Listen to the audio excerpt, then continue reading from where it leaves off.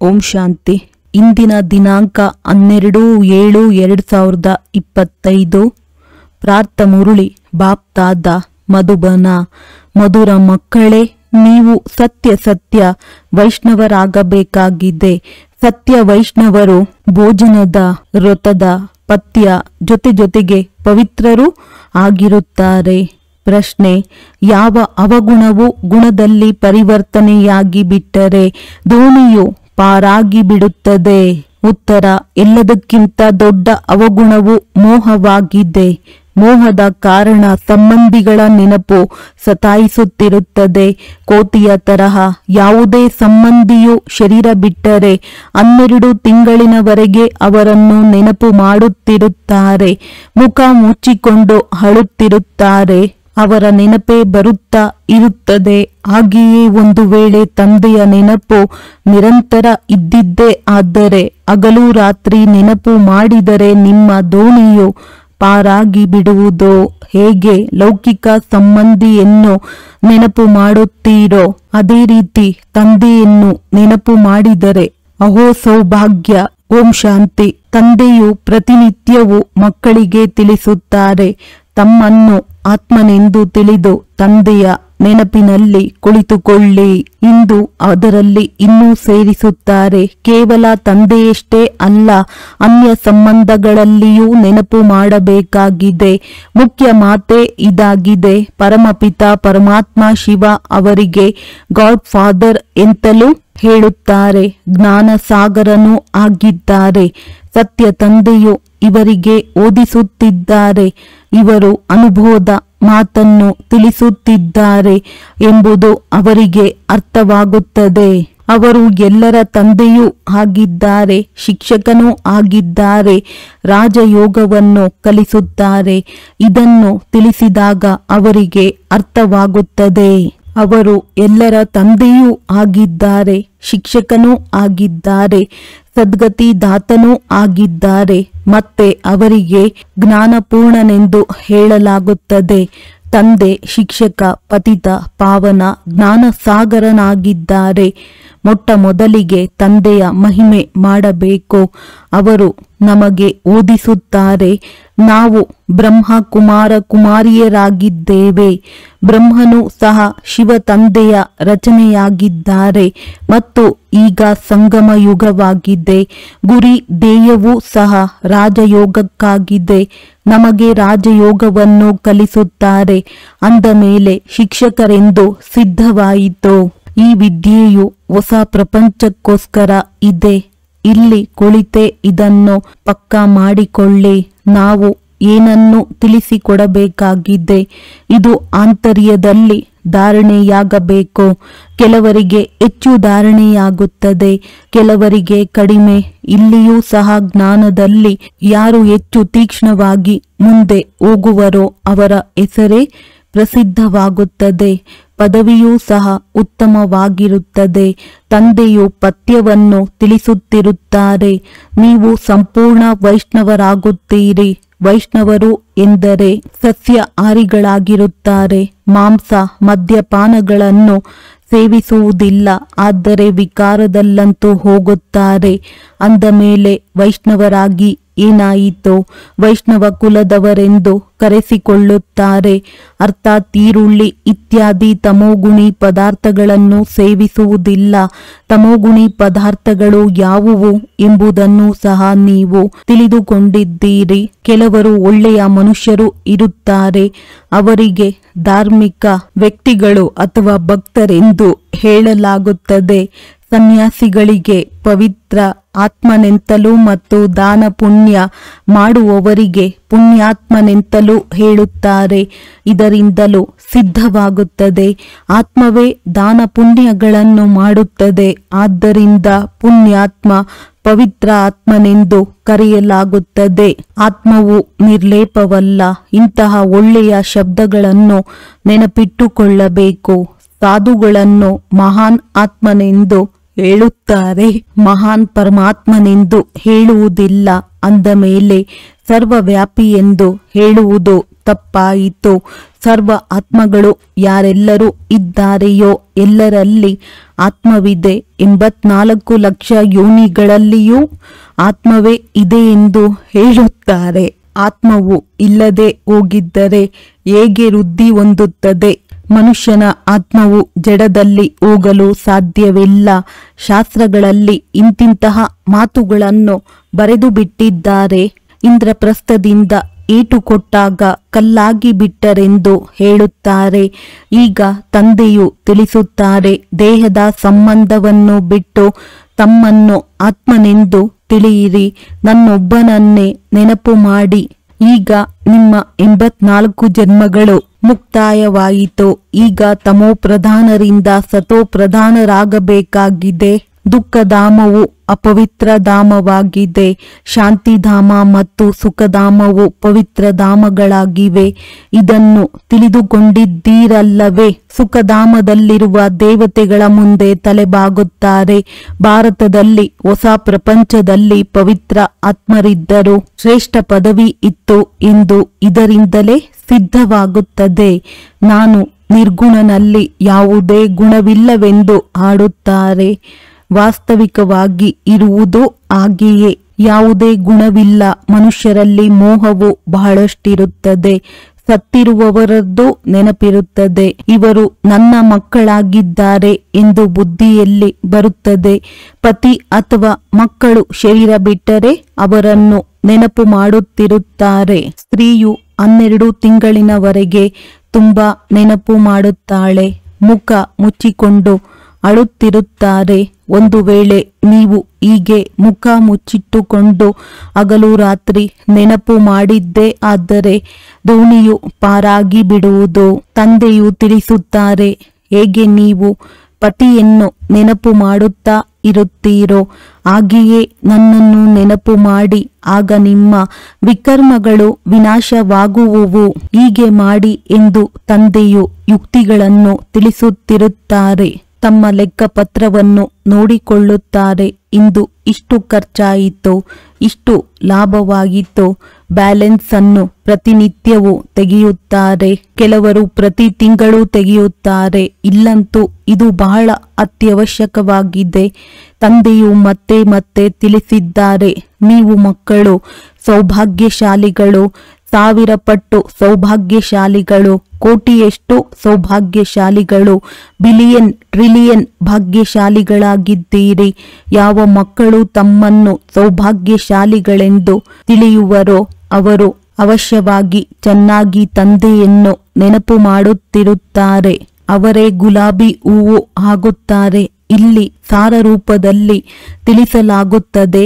ಸುಗಂಧಭರಿತ ಹೂವಾಗಬೇಕಾಗಿದೆ. ಮುಖ್ಯವಾದದ್ದು ನೆನಪಿನ ಮಾತು. ಸನ್ಯಾಸಿಗಳು ಯೋಗವೆಂಬ ಅಕ್ಷರವನ್ನು ಹೇಳುತ್ತಿರುತ್ತಾರೆ. ಲೌಕಿಕ ತಂದೆಯು ನನ್ನನ್ನು ನೆನಪು ಮಾಡಿ ಎಂದು ಹೇಳುವುದಿಲ್ಲ, ಅಥವಾ ನನ್ನನ್ನು ನೆನಪು ಮಾಡುತ್ತೀರಾ ಎಂದು ಕೇಳುವುದಿಲ್ಲ. ತಂದೆಗೆ ಮಕ್ಕಳಿಗೆ ತಂದೆಯ ನೆನಪು ಇದ್ದೇ ಇರುತ್ತದೆ. ಇದು ಕಾಯ್ದೆಯಾಗಿದೆ. ಆದರೆ ಇಲ್ಲಿ ಮತ್ತೆ ಮತ್ತೆ ಕೇಳಬೇಕಾಗುತ್ತದೆ, ಏಕೆಂದರೆ ಮಾಯೆಯು ಮರೆಸಿಬಿಡುತ್ತದೆ.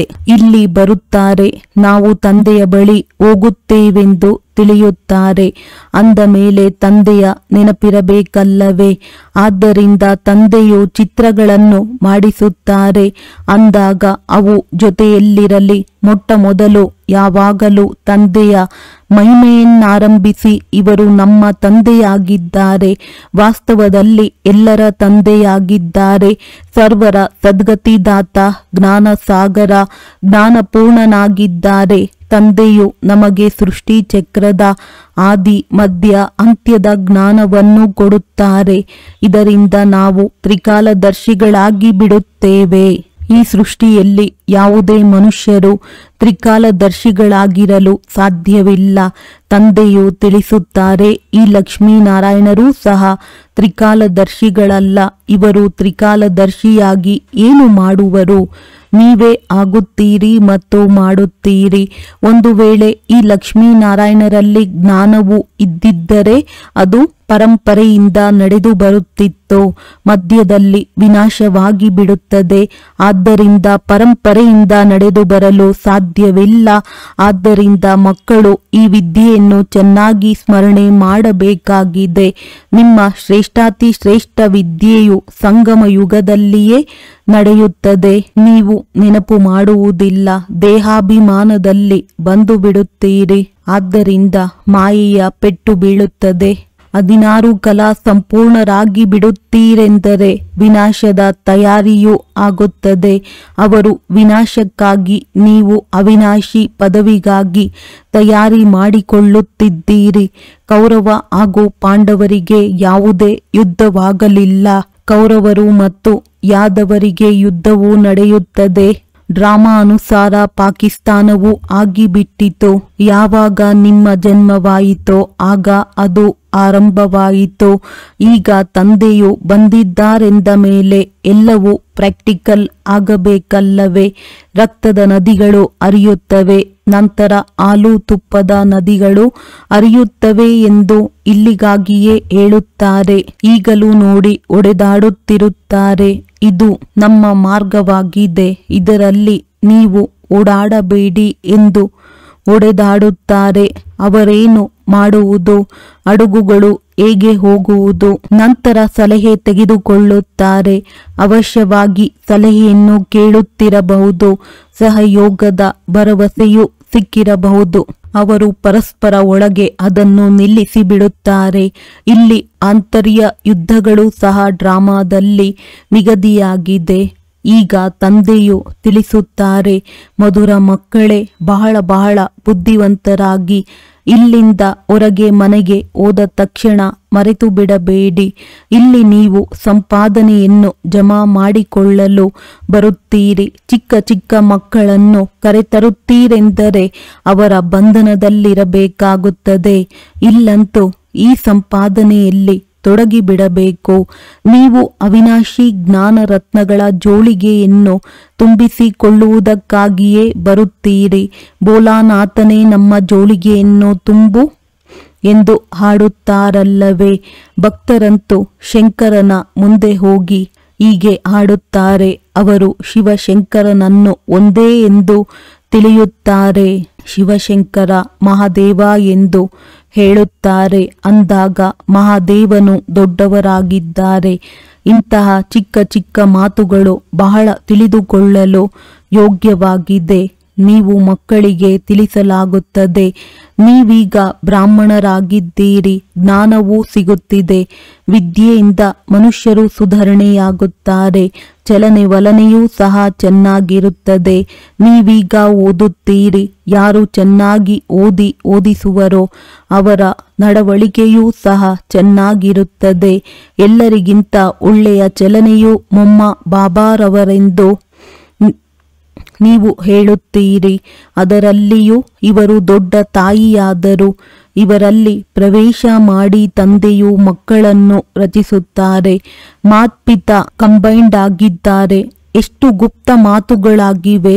ಹೇಗೆ ನೀವು ಓದುತ್ತೀರೋ ಅದೇ ರೀತಿ ಮೊಮ್ಮಾರವರು ಓದುತ್ತಿದ್ದರು. ಅವರನ್ನು ತಂದೆಯು ದತ್ತು ಮಾಡಿಕೊಂಡರು. ಬಹಳ ಬುದ್ಧಿವಂತರಾಗಿದ್ದ ಕಾರಣ ಸರಸ್ವತಿ ಎಂಬ ಹೆಸರು ಇಡಲಾಗಿದೆ. ಮತ್ತು ಬ್ರಹ್ಮಪುತ್ರ ದೊಡ್ಡ ನದಿಯಾಗಿದೆ. ಮೇಳವೂ ಆಗುತ್ತದೆ. ಬ್ರಹ್ಮಪುತ್ರ ಮತ್ತು ಸಾಗರನದ್ದು ಇವರು ದೊಡ್ಡ ನದಿಯೂ ಆದರೂ ತಾಯಿಯೂ ಆದರಲ್ಲವೇ? ನೀವು ಮಧುರಾತಿ ಮಧುರ ಮಕ್ಕಳನ್ನು ಎಷ್ಟು ಶ್ರೇಷ್ಠ ಸ್ಥಿತಿಗೆ ಕರೆದುಕೊಂಡು ಹೋಗುತ್ತಾರೆ. ತಂದೆಯು ನೀವು ಮಕ್ಕಳನ್ನೇ ನೋಡುತ್ತಾರೆ. ಅವರು ಮತ್ಯಾರನ್ನೂ ನೆನಪು ಮಾಡಬೇಕಾಗಿಲ್ಲ. ಇವರ ಆತ್ಮವೂ ಸಹ ತಂದೆಯನ್ನು ನೆನಪು ಮಾಡಬೇಕಾಗಿದೆ. ತಂದೆಯು ತಿಳಿಸುತ್ತಾರೆ, ನಾವು ಇಬ್ಬರು ಮಕ್ಕಳನ್ನು ನೋಡುತ್ತೇವೆ. ನಾನಾತ್ಮನಂತೂ ಸಾಕ್ಷಿಯಾಗಿ ನೋಡಬೇಕಾಗಿಲ್ಲ. ಆದರೆ ತಂದೆಯ ಸಂಘದಲ್ಲಿ ನಾನು ಸಹ ಅದೇ ರೀತಿ ನೋಡುತ್ತೇನೆ.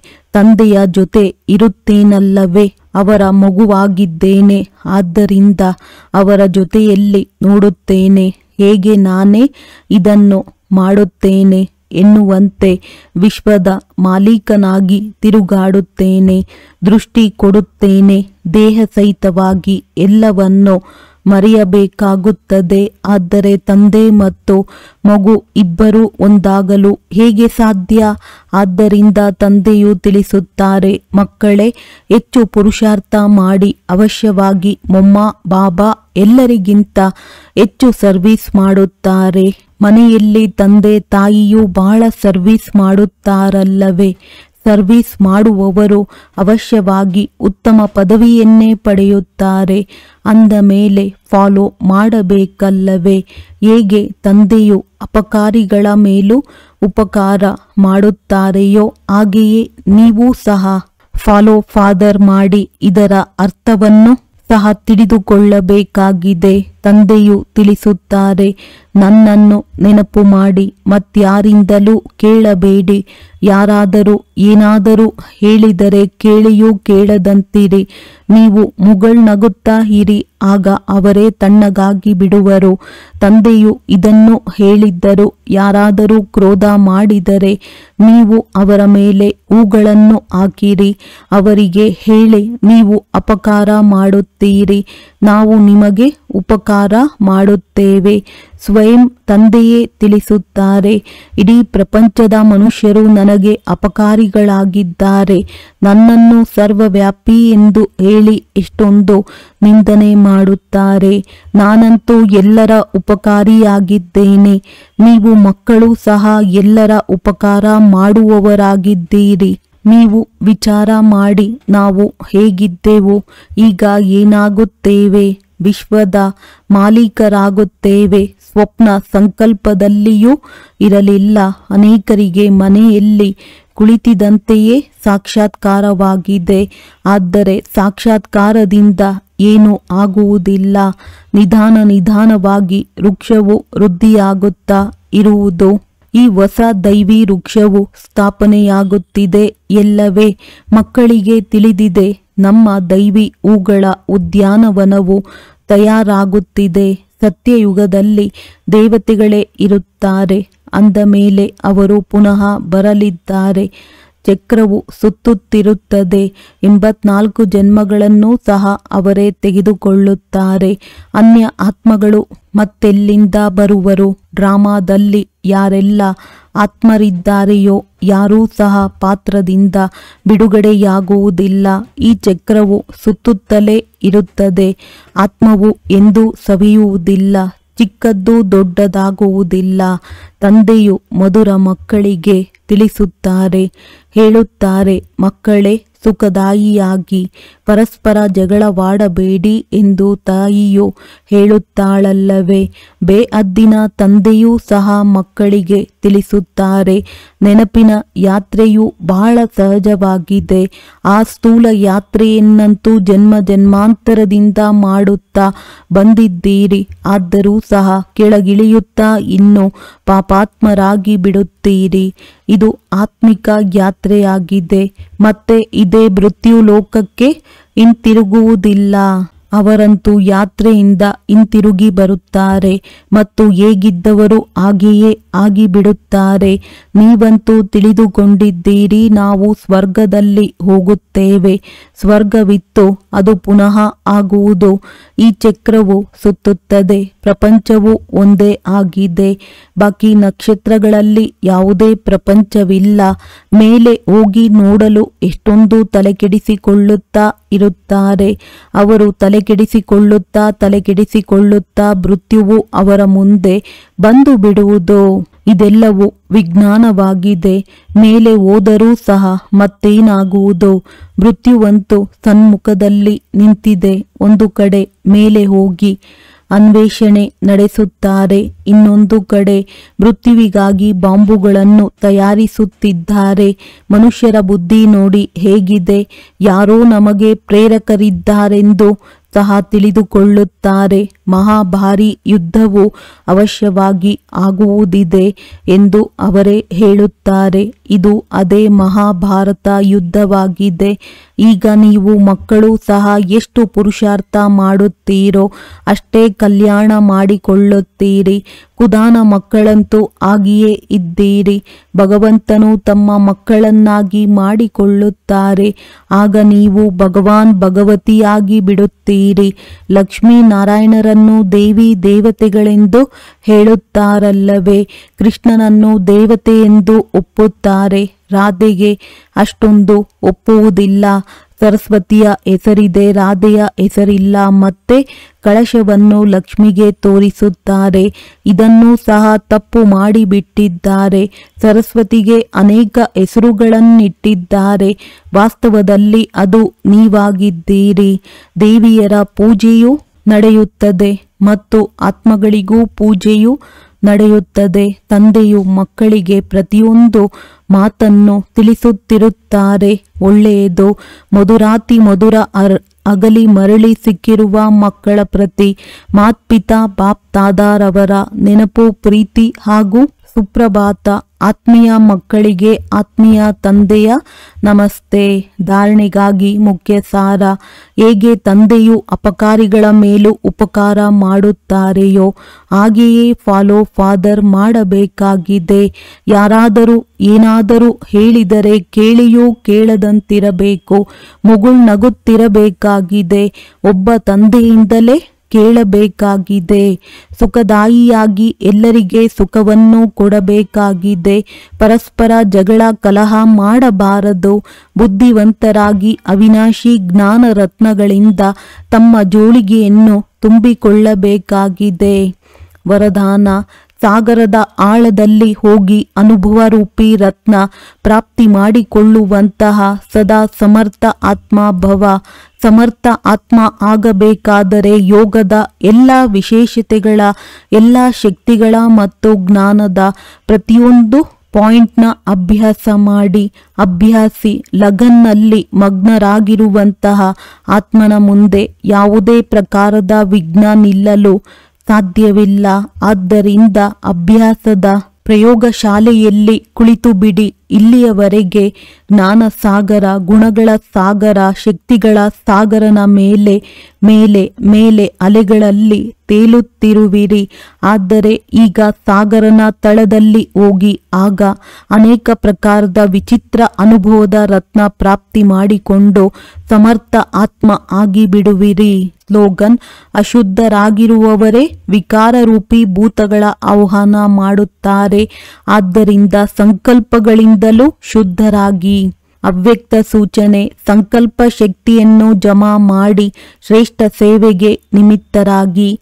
ಹೇಗೆ ಬ್ರಹ್ಮ ಬಾಬಾ ವಿಶೇಷ ಶ್ರೇಷ್ಠ ಸಂಕಲ್ಪಗಳಿಂದ ಮಕ್ಕಳನ್ನು ಆಹ್ವಾನ ಮಾಡಿದರು, ಅರ್ಥಾತ್ ರಚನೆಯನ್ನು ಮಾಡಿದರು. ಈ ಸಂಕಲ್ಪದ ರಚನೆಯೂ ಸಹ ಕಡಿಮೆ ಇಲ್ಲ. ಶ್ರೇಷ್ಠ ಶಕ್ತಿಶಾಲಿ ಸಂಕಲ್ಪ ಒಟ್ಟುಗೂಡಿ ಭಿನ್ನ ಭಿನ್ನ ಧರ್ಮದ ಪರದೆಯನ್ನು ತೆರೆದು ಸಮೀಪ ತಂದಿತು. ಇದೇ ರೀತಿ ತಾವು ಮಕ್ಕಳು ಸಹ ಶಕ್ತಿಶಾಲಿ ಶ್ರೇಷ್ಠ ಸಂಕಲ್ಪಧಾರಿ ಆಗಿ ತಮ್ಮ ಸಂಕಲ್ಪಗಳ ಶಕ್ತಿಯನ್ನು ಹೆಚ್ಚು ಖರ್ಚು ಮಾಡಬೇಡಿ, ವ್ಯರ್ಥವಾಗಿ ಕಳೆಯಬೇಡಿ. ಆಗ ಶ್ರೇಷ್ಠ ಸಂಕಲ್ಪಗಳಿಂದ ಪ್ರಾಪ್ತಿಯೂ ಸಹ ಶ್ರೇಷ್ಠವಾಗುವುದು. ಒಳ್ಳೆಯದು. ಓಂ ಶಾಂತಿ.